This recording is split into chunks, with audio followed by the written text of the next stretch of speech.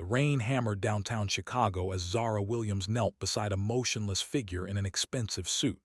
Her delivery uniform was already soaked through, her hands shaking as she pressed 2 fingers against the stranger's neck. No pulse. Her phone screen glowed. 11:10 p.m. 5 minutes until the delivery company's deadline. 5 minutes before she'd lose $500 she didn't have. But this man was dying. "Sir, can you hear me?" She tilted his head back, checked his airway. Nothing. She had a choice. Save a stranger and lose everything, or walk away and let him die. What Zara didn't know was that this stranger's identity would change her family's life forever. He didn't know that the person saving him was about to lose everything she'd worked for. Tomorrow, when he walked into her workplace, a twist 15 years in the making would finally reveal itself. But first, she had to choose. Earlier that morning, Zara's alarm pierced the silence at 5:00 a.m. She rolled over in the cramped studio apartment she shared with her 16-year-old brother Malik, reaching across to silence the phone before it woke him. The first thing she did every morning was touch the faded photograph on her nightstand.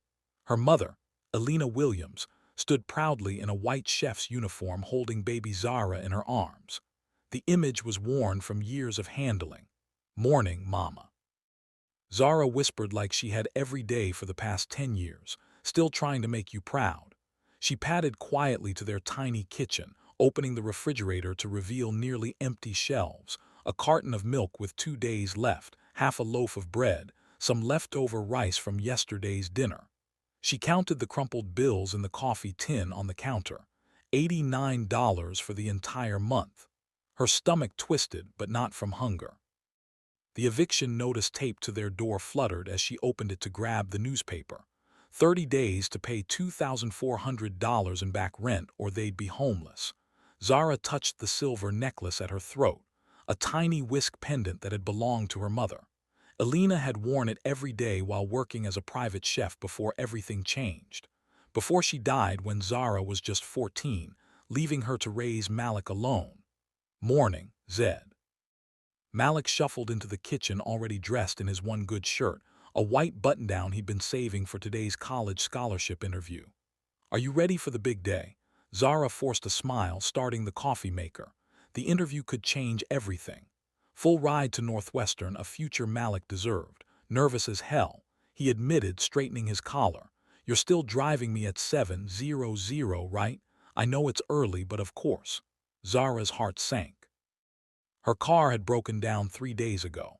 They'd have to take the early bus, which meant leaving by 6:30. She worked 2 jobs to keep them afloat.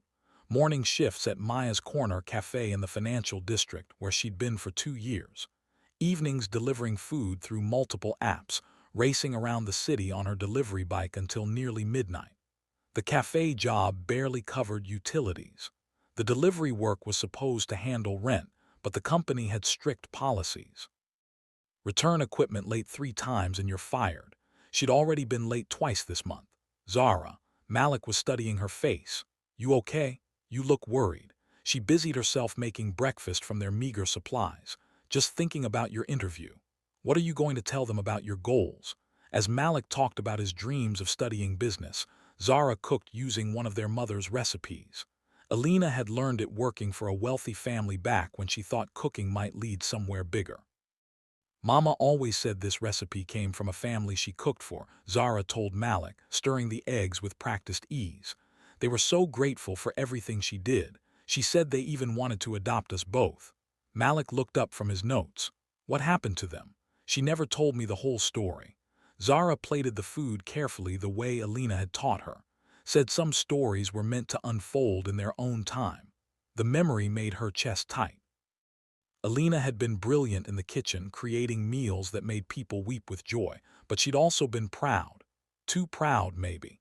She'd walked away from that family for reasons she never fully explained, taking jobs in regular restaurants until the cancer took her. "I wish I could have met her," Malik said quietly.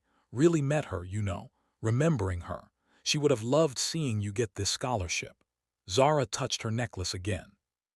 "She always said education was the one thing nobody could take away from you." The morning routine continued.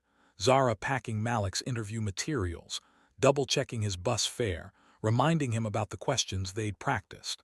But her mind kept drifting to the growing pile of bills on their kitchen table. The delivery company had called twice this week about her late equipment returns. One more strike and she'd lose the evening job entirely. Without it, they couldn't make rent even if she worked every possible hour at the cafe. Maya, the cafe owner, had been understanding about Zara's exhaustion lately, but even Maya's patience had limits. Zara couldn't afford to lose that job, too. "You sure you're okay?" Malik asked as they prepared to leave. "You've been stressed all week." Zara forced another smile. "Just want everything to go perfect for your interview." She hadn't told him about the eviction notice, hadn't mentioned that the delivery company was threatening termination. Malik had enough pressure without knowing their entire future balanced on a knife's edge. As they walked to the bus stop, Zara touched her mother's necklace one more time. Alina had worn it every day, believing it brought good luck to her cooking. Today, Zara needed all the luck she could get. "You know what Mama used to say," she told Malik as their bus approached.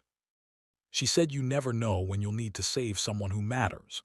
Neither of them knew that tonight those words would be put to the ultimate test.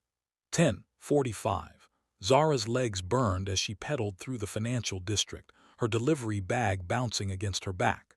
The autumn air had turned sharp, threatening rain. She'd been working since 6:00 a.m., 12 hours at Maya's cafe, then 5 hours of deliveries.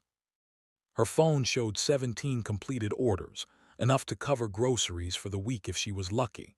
But luck wasn't on her side tonight. Her delivery bike chain snapped 2 blocks from the drop-off location, sending her skidding to a stop on the wet pavement. She checked her phone. 10:47 p.m., 28 minutes to return the insulated delivery bag to the warehouse or face a $500 penalty. $500 she absolutely did not have. The last bus home left at 11:20. If she missed it, she'd have to walk 8 km in what looked like an incoming storm. And tomorrow morning she had to wake Malik at 6:30 for his scholarship interview. The interview that could change both their lives. Zara shouldered her delivery bag and started pushing the broken bike toward the warehouse. The wheels squeaked against the asphalt as the first raindrops began to fall. That's when she saw him. A figure lay crumpled near the service entrance of an old office building, half hidden by construction barriers. Expensive charcoal suit, Italian leather shoes, but motionless in the growing puddle beneath him. 10:58 p.m., 17 minutes to return equipment. Zara's phone buzzed with a text from the delivery company. Final reminder. Equipment return deadline 11:15 p.m. sharp. No exceptions. She looked at the unconscious man, then at her phone, then back at the man. His chest barely rose and fell. In the dim streetlight she could see his lips had a bluish tint. Someone was dying right here, right now. "Hey," she called out, hoping someone else would appear. A security guard, a late-night worker, anyone. The street remained empty except for the distant hum of traffic. Zara approached carefully. The man appeared to be in his 50s, graying temples, wedding ring catching the light. His briefcase had spilled open, papers scattered in the rain. She knelt beside him, her delivery uniform soaking through instantly. "Sir, can you hear me?" No response. She pressed 2 fingers against his neck, searching for a pulse. There, weak and irregular but present. "Sir, I'm going to help you, okay?" As she tilted his head back to check his airway, something strange happened. The man's lips moved, forming silent words. "Alina, the soup, so warm." Zara's blood went cold. Alina. That was her mother's name, but there was no time to process the coincidence. His breathing was becoming more labored and his skin felt clammy despite the cool night. Her phone showed 11:02 p.m., 13 minutes. The moral arithmetic was brutal. If she stayed to help this stranger, she'd lose $500 they desperately needed for rent. She'd miss the last bus home and arrive exhausted for Malik's interview. She might even lose her delivery job entirely. But if she left, this man might die. Zara pulled out her phone with shaking fingers, her battery showing 8%. She dialed 911. 911, what's your emergency? "I found an unconscious man downtown. He's breathing but barely responsive. Corner of La Salle and Madison near the old Meridian building. Ambulance is dispatched. Stay on the line." "Are you trained in CPR?" "Yes." Alina had insisted both her children learn back when Zara was working as a lifeguard during high school. Check if his airway is clear and begin chest compressions if needed. Zara assessed quickly. His airway seemed clear, but his pulse was getting weaker. She positioned her hands on his chest and began compressions, counting under her breath. 11:07 p.m. 8 minutes. Come on, she whispered between compressions. Stay with me. The rain was falling harder now, soaking through her jacket. She shrugged it off and draped it over the man's torso, using her body to shield him from the worst of the downpour. As she worked, her phone buzzed repeatedly. Messages from the delivery company, reminders about the deadline, threats about the penalty fee. 11:12 p.m. 3 minutes, she could still make it.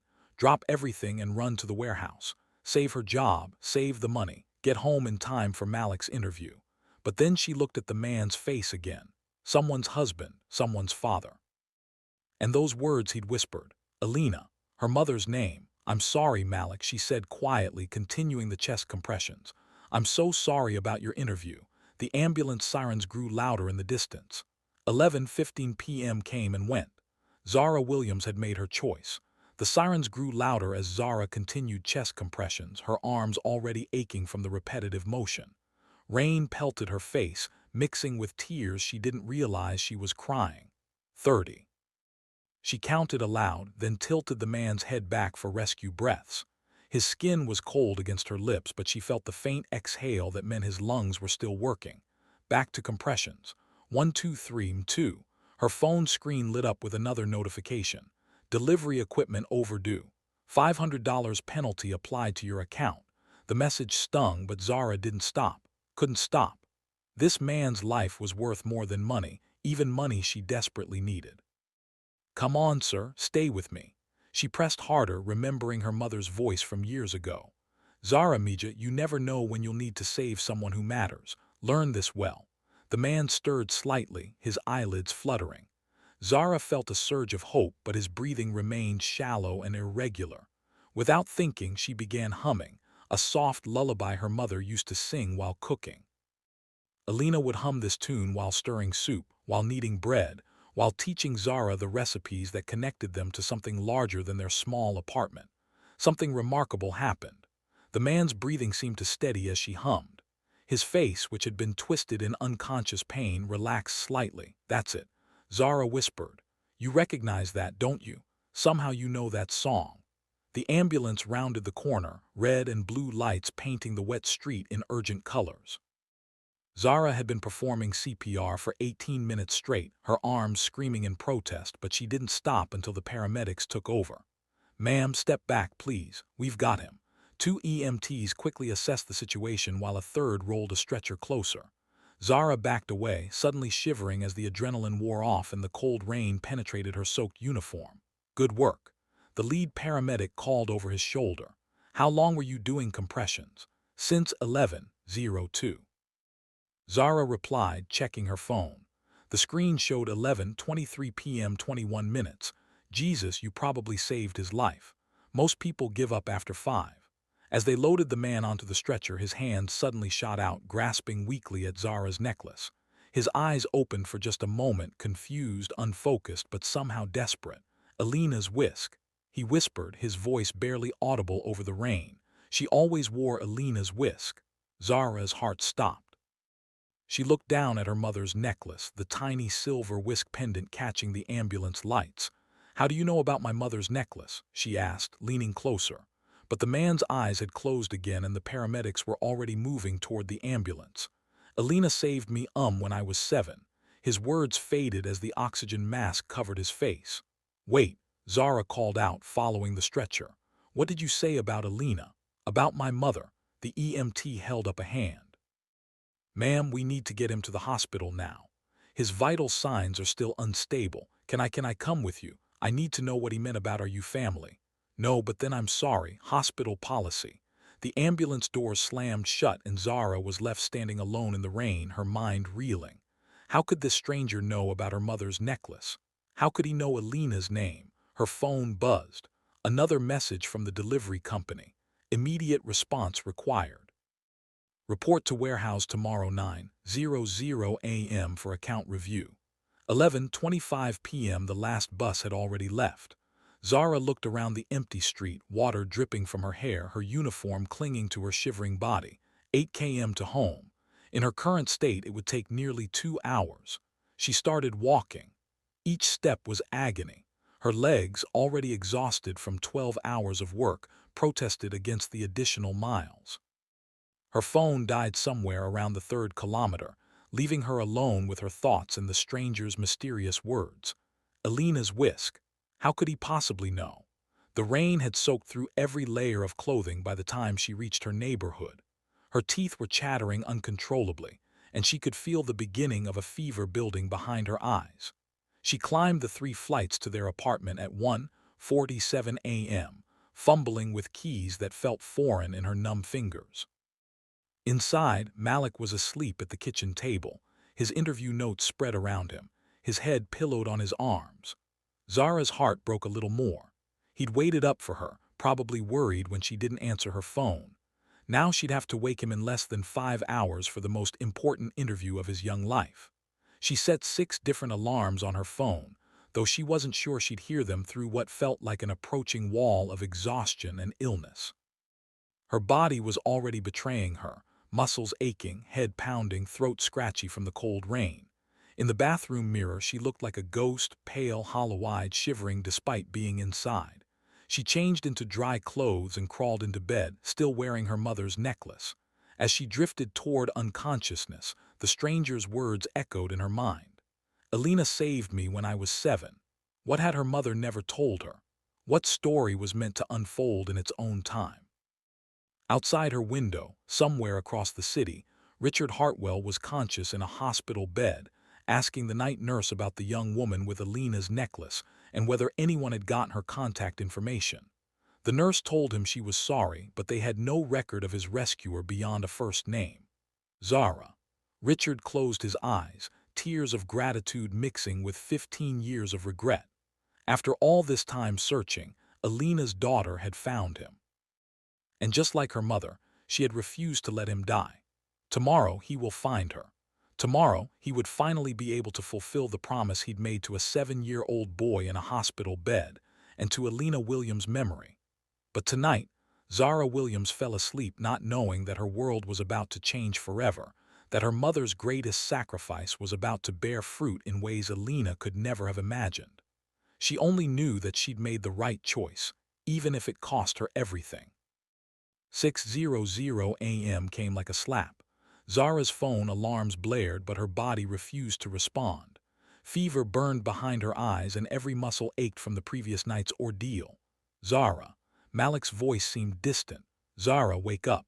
My interview is in an hour. She forced her eyes open to see her brother fully dressed, panic written across his face. What time is it? She croaked. 7:30.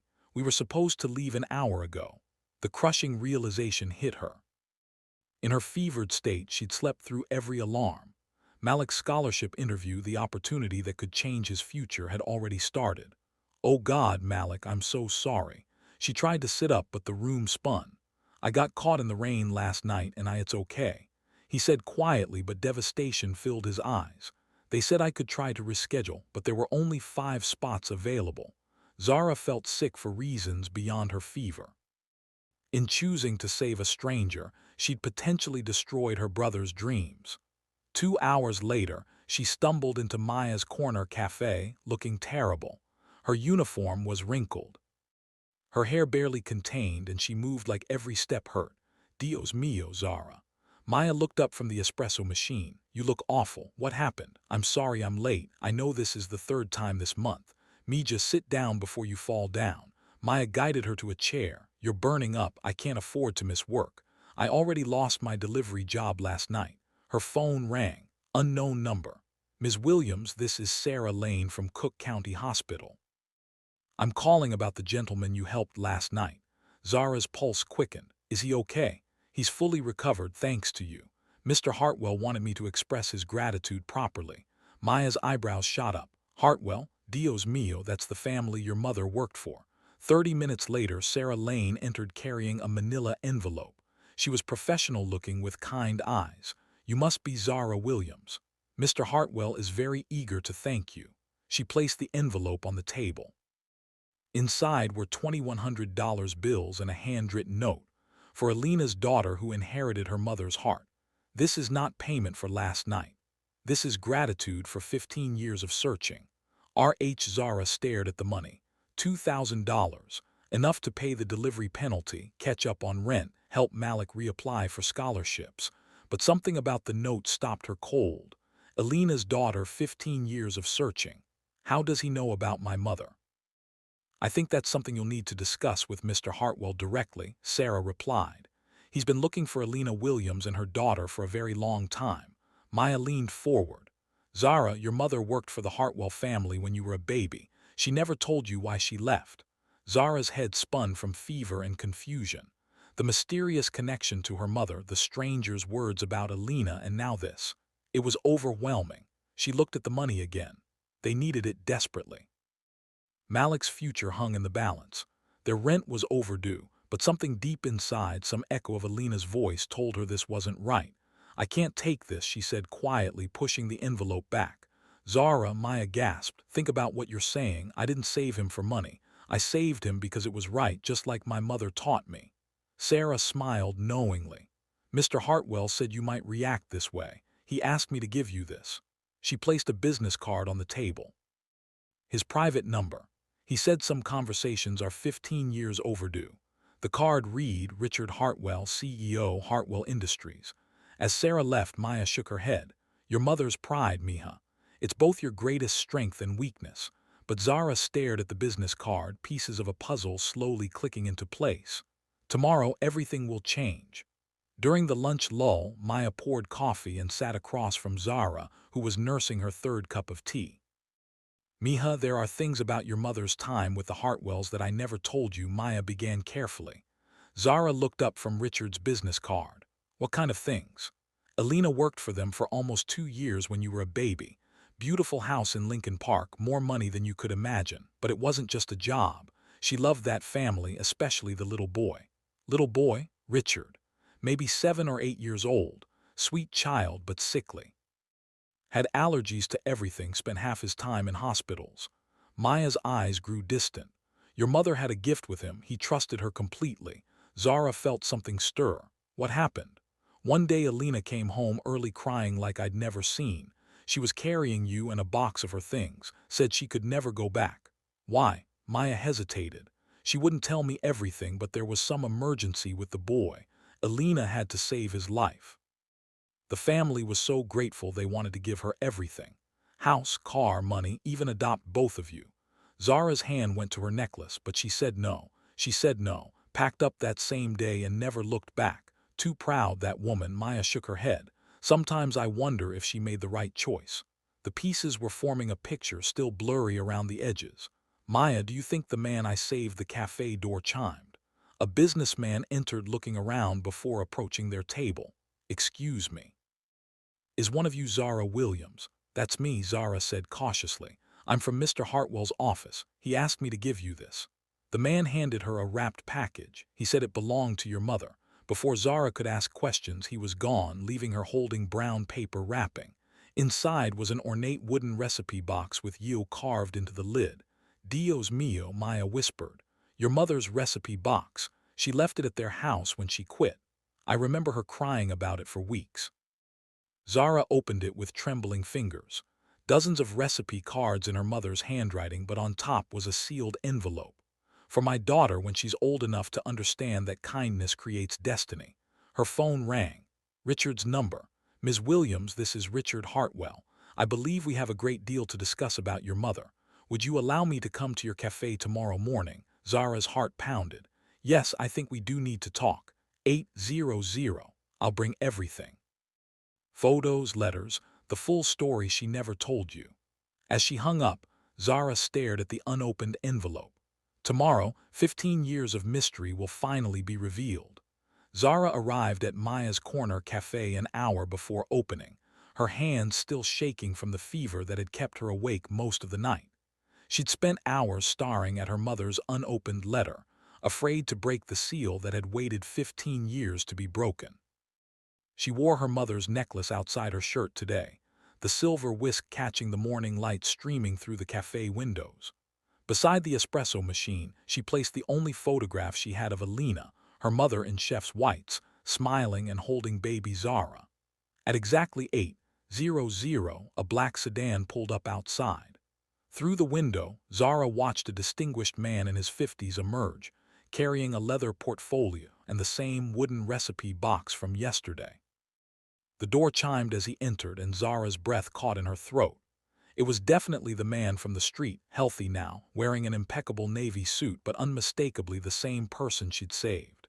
"You," she whispered, her coffee cup trembling in her hands. "Zara Williams." His voice was warm, emotional. "You have her eyes and her hands." Alina had the most graceful hands when she cooked. They stood there for a moment, both fighting back tears before they'd even begun to speak. "How did you find me?" Zara asked as he approached the counter. "I asked the hospital for your information, but they couldn't give it to me. So I hired someone to find the woman who saved my life." He gestured around the cafe. "All I knew was your first name and that you'd mentioned working at a coffee shop in the financial district." Maya emerged from the back room, took one look at Richard Hartwell, and immediately understood. "Mijo, you grew up," she said softly. Richard smiled. "Hello, Maya. You haven't changed a bit." "You two know each other?" Zara asked, confused. "Maya used to visit your mother sometimes when Alina worked for our family," Richard explained. "Maya, your employee saved my life 2 nights ago." "I know, Mijo. And you've been looking for them ever since Alina left, haven't you?" Richard nodded, then turned to Zara. "Could we sit? I have 15 years of explanation to give you." They settled at a corner table, and Richard opened his leather portfolio. The first thing he pulled out was a photograph that made Zara gasp. 7-year-old Richard in a hospital bed with young Alina sitting beside him, holding his hand. Alina was wearing the exact same necklace Zara wore now. "That's my necklace," Zara whispered. "She's wearing my necklace. She never took it off during the 2 years she worked for us," Richard said gently. "She said it reminded her that cooking was about love, not just technique." He pulled out more photos. Alina in the Hartwell kitchen, teaching young Richard to crack eggs. Alina laughed as Richard, covered in flour, tried to help make bread. Alina read to him when he was sick. "Your mother wasn't just our chef, Zara. She was family. She took care of me when my parents were traveling for business, which was often. She was the most constant, loving presence in my childhood." Zara studied the photos, seeing a side of her mother she'd never known existed. Alina looked happy in these pictures, fulfilled in a way Zara rarely remembered. "What happened?" Zara asked. "Why did she leave?" Richard's expression grew serious. "I had a severe peanut allergy that we didn't fully understand at the time. One afternoon, I was 7 years old, playing in the pantry while Alina prepared dinner. I found a tin of cookies that a neighbor had brought over, homemade almond cookies." Zara's hand went to her throat. "I ate 3 of them before Alina found me. By then, I was already having trouble breathing. Within minutes, I was unconscious on the kitchen floor." He pulled out a medical report from the portfolio. "Alina found me and immediately called 911. Then she performed CPR for 15 minutes until the paramedics arrived. The doctors said without her quick action, I would have died." "Just like the other night," Zara said quietly. "Just like the other night," Richard confirmed. "My parents were in Europe when it happened. They flew back immediately, and when they saw what Alina had done, how she'd saved their only child, they wanted to give her everything." He showed Zara legal documents, yellowed with age, adoption papers for both Alina and baby Zara, deed to a house in Lincoln Park, trust fund documents with Zara's name on them. "They wanted to make us family legally. They loved Alina and they loved you. You were just a baby, but you were always part of the household when Alina worked. My parents saw how much Alina loved you, how hard she worked to give you a better life." Zara felt tears burning her eyes, but she said no. Richard nodded, pulling out a handwritten letter. "This is what Alina wrote to my parents the day she left." Zara read her mother's careful script. "I am grateful beyond words for your kindness, but I cannot accept charity, even from people I love. Zara must grow up knowing her own strength, earning her own way. If I take your money now, she'll never learn that she's capable of anything. Richard is a good boy with a kind heart. Someday he'll change the world. I pray Zara grows up with the same kindness, but also the chance to prove herself." "She was protecting me," Zara whispered. She was protecting you, Richard agreed. But I never forgot her. When I turned 18, I hired investigators to find you both. Every year since, I've renewed the search. For 15 years. For 15 years. I found out Alina had passed away 5 years ago. His voice broke slightly. I was devastated that I was too late to thank her personally. Richard reached across the table and took Zara's hands. But then, 2 nights ago, a miracle happened. Alina's daughter saved my life just like her mother had. And when you refused the money, when you made yourself sick helping a stranger, I knew Alina's spirit lived on in you. Zara was crying now, understanding flooding through her. You've been looking for us all this time. All this time. And now I can finally fulfill the promise I made to a 7-year-old boy in a hospital bed and to your mother's memory. He opened the recipe box and pulled out an envelope she hadn't seen before. Alina left this for you, Zara. She said to give it to you when you are old enough to understand that kindness creates destiny. As Zara took the letter with shaking hands, Richard smiled. Now I want to honor both Alina's memory and your character by giving you something she was too proud to accept, but something you've more than earned. With trembling fingers, Zara opened her mother's letter. Alina's familiar handwriting blurred through her tears as she read. My darling daughter, if you're reading this, then the Hartwell boy found you, just as I always hoped he would. Don't be too proud like your mother was. Accept what he offers, not as charity, but as completion of a circle. You are worthy of every opportunity, Mija. Use them to help others the way you've always helped me. Love, Mama.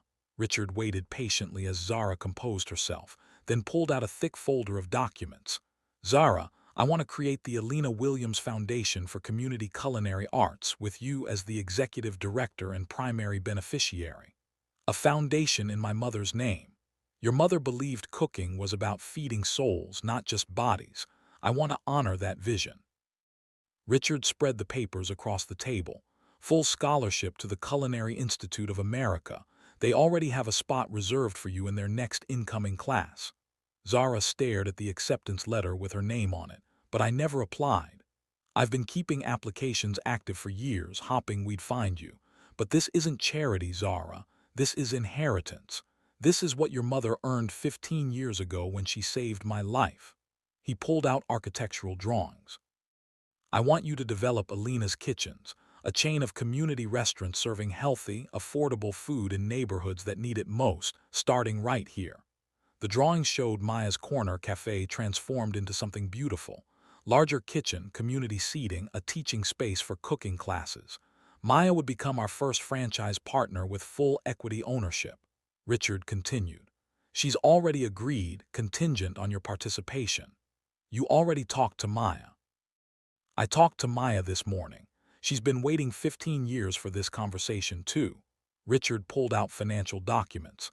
While you're in culinary school, you'll receive $100,000 annually for living expenses and to begin developing the Alina's Kitchen concept. After graduation, $150,000 as executive chef director, plus 40% ownership in the foundation.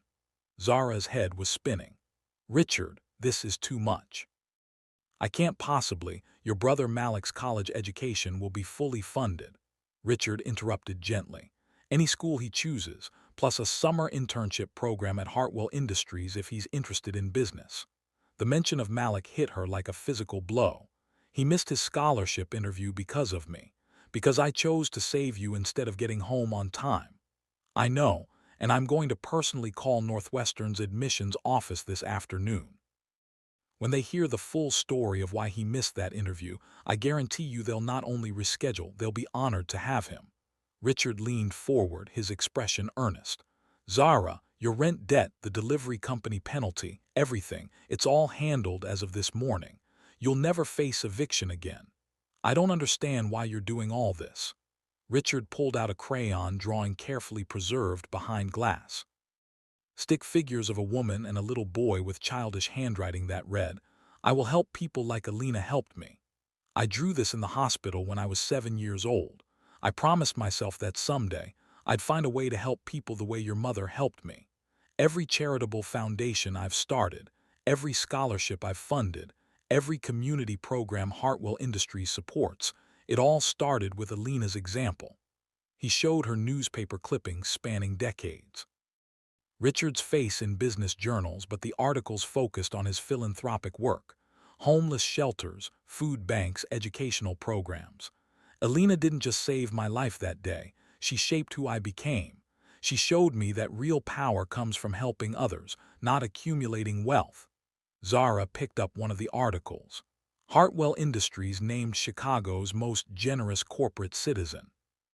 I've spent my entire adult life trying to live up to your mother's example, and now I can finally complete the circle by helping her daughter achieve what Alina always dreamed of. Richard pulled out the final document, architectural plans for a larger facility. The first full Alina's kitchen will be built in your old neighborhood, exactly where your mother always talked about opening a restaurant someday. You'll design the menu using her recipes from this box, hire from the community, and create the kind of place Alina envisioned. A place that feeds souls, Zara whispered, remembering her mother's words. Every Alina's kitchen will offer job training programs, cooking classes for families, and affordable meals for anyone who needs them. You won't just be running restaurants, Zara, you'll be changing communities. The magnitude of it was overwhelming. Richard, I'm a delivery girl who works at a coffee shop. I don't know anything about running a foundation or you're Alina Williams' daughter, Richard said firmly. You have her heart, her instincts, and her courage. 2 nights ago, you proved that by choosing to save a stranger, even when it cost you everything. He reached across the table and placed his hand over hers. This isn't about me repaying you for the other night. This is about fulfilling a promise I made to a 7-year-old boy who owed his life to your mother. This is about honoring Alina's memory by giving you the opportunity she was too proud to take. Zara looked around the café, at Maya watching hopefully from behind the counter, at the photos of her mother scattered across the table, at the future spread out in documents and dreams. My mother really would have wanted this, she asked quietly. Richard smiled, his eyes bright with tears. Read her letter again. She knew this day would come, Zara. She prepared you for it. Zara looked down at Alina's final words. Accept what he offers, not as charity but as completion of a circle, taking a deep breath. She looked up at Richard. I accept not for me, but for every person my mother would have fed if she'd had the chance. Welcome to the Alina Williams Foundation, Richard said, standing to shake her hand. Your mother would be so proud. 6 months later, Zara Williams stood in the pristine kitchen of the Culinary Institute of America, her chef's whites bearing an embroidered logo, Alina's Kitchen, over her heart. She was demonstrating knife techniques to her advanced cooking class, but her movements carried something beyond textbook precision. They held the soul of every recipe her mother had taught her. Remember, she told her classmates as she julienned vegetables with practiced ease, cooking isn't just about feeding bodies, it's about nourishing communities. Her instructor, Chef Marcus, watched approvingly. In all his years of teaching, he'd rarely seen a student with such natural leadership and vision. Zara wasn't just learning to cook, she was learning to change the world, one meal at a time. Meanwhile, 200 miles away in Chicago, construction crews were putting finishing touches on the first Alina's Kitchen.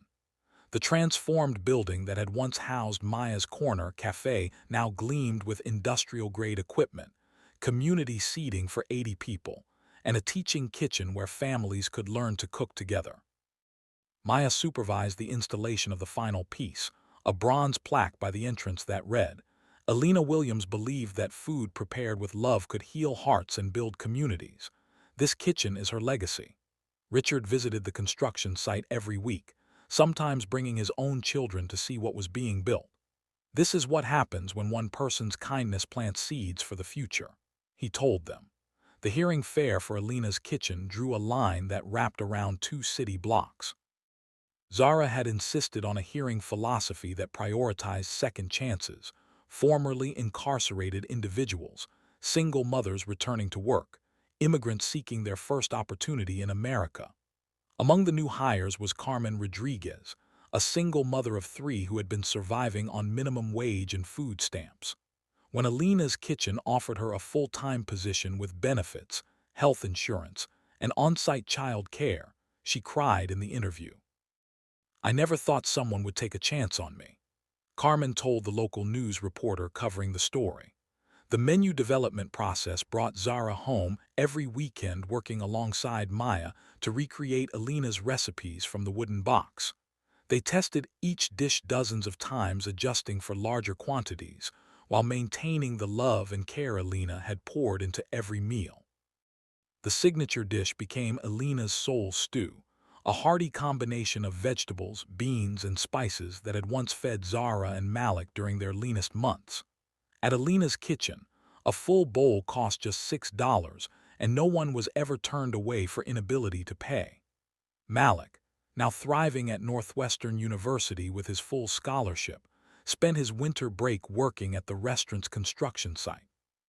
The boy who had once worn his only good shirt to a missed interview now wore Hartwell Industries' intern credentials and spoke confidently about business sustainability and community impact.